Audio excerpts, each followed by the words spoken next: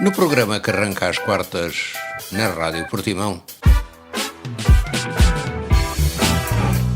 é hora de apresentar o livro, ou o livro e o autor, ou só o autor.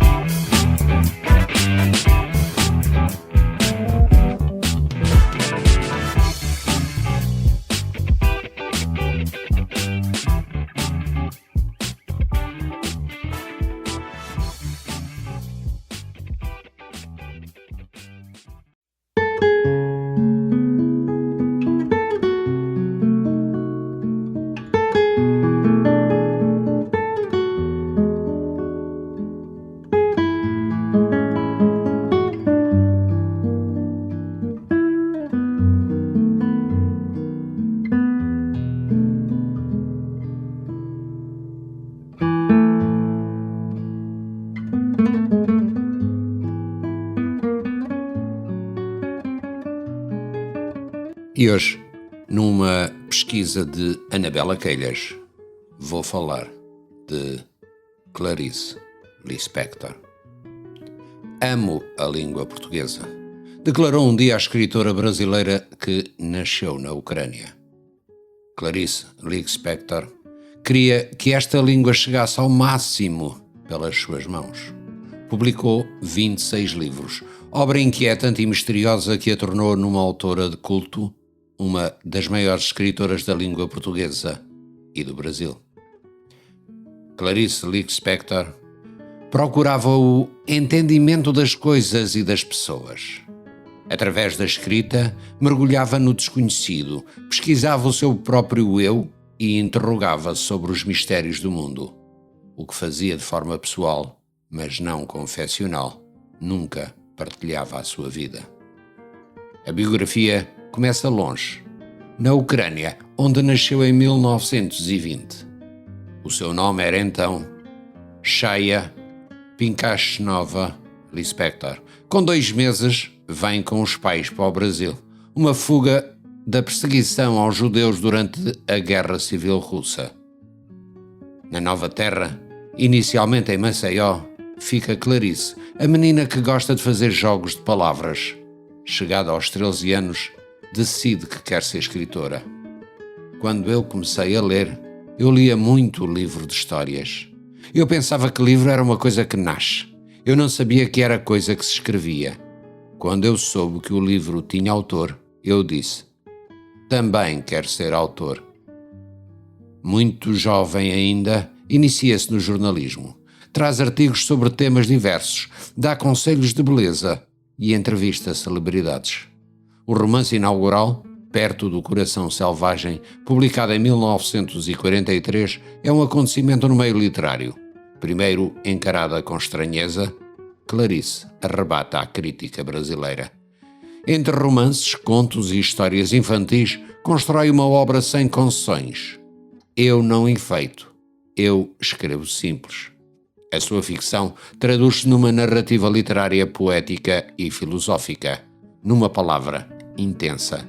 Há quem a considere um Fernando Pessoa no feminino, pelo desassossego que provoca e porque os dois partilham um amor confessado pela língua portuguesa. Em busca de uma linguagem especial para expressar paixões e estados de alma, a escritora utilizou recursos técnicos modernos, como a análise psicológica e o monólogo interior. Clarice Lispector é considerada uma escritora intimista e psicológica, mas a sua produção acaba por se envolver também em outros universos. A sua obra é também social, filosófica e existencial. As histórias de Clarice raramente têm um começo, meio e fim. A sua ficção transcende o tempo e o espaço. E os personagens postos em situações limites são, com frequência, femininas, quase sempre situados em centros urbanos. Com Clarice encontramos uma literatura absolutamente moderna, disruptiva, audaz, extraordinariamente instigante. Ousou escrever sobre as arestas mais recônditas do nosso pensamento, sobre os sentimentos e desejos mais inconfessados. Clarice procurou e encontrou formas incrivelmente inovadoras de escrever sobre a identidade e liberdade, apontando sempre ao coração da vida. Uma escritora que se antecipou ao seu próprio tempo e que rompeu fronteiras.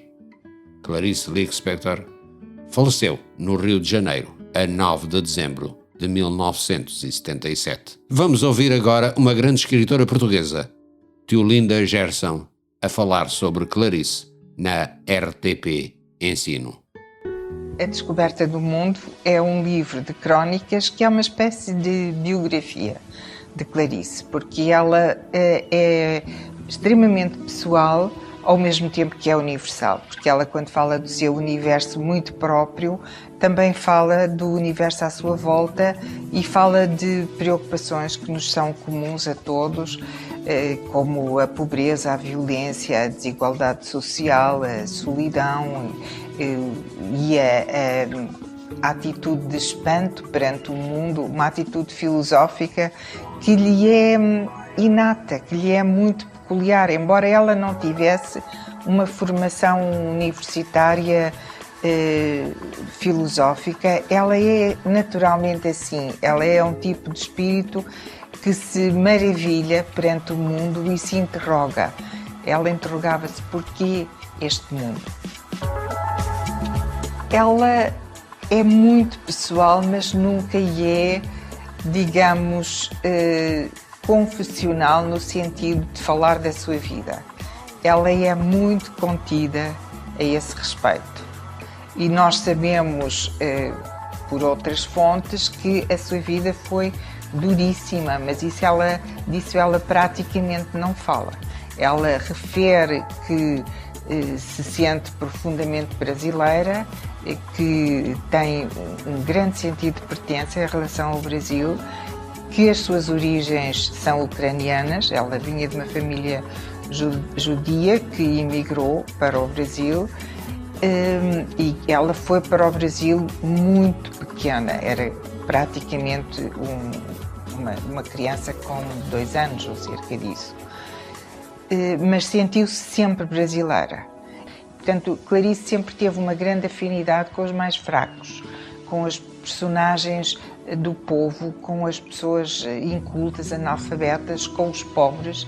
Ela que vinha depois, através do seu casamento, da sua vida, que pertencia a uma elite intelectual e uma elite social do Rio de Janeiro, que viveu parte da sua vida no estrangeiro, enfim, que teve uma vida diferente, em certo sentido privilegiada, mas ela sentia-se sempre muito próxima dos mais desfavorecidos, e esse é um aspecto muito interessante da sua obra.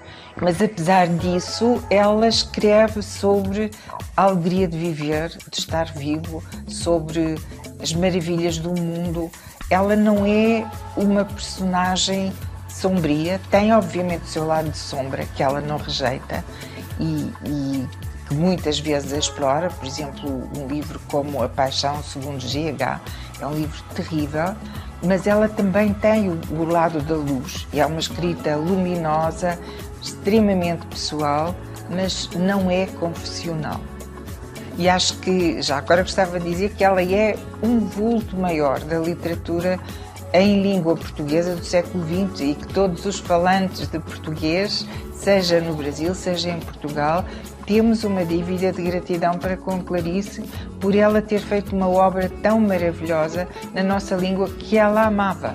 Ela escreveu inclusive sobre isso, que era uma língua na qual ela gostava de escrever, ela amava a língua e cultivava-a de uma maneira maravilhosa. Enquanto portugueses, nós lemos Clarice e vemos como a língua, que é a mesma, se transfigura e se muda, e é outra coisa, outra maneira de se exprimir e de ver o mundo, mantendo-se, no entanto, a mesma língua.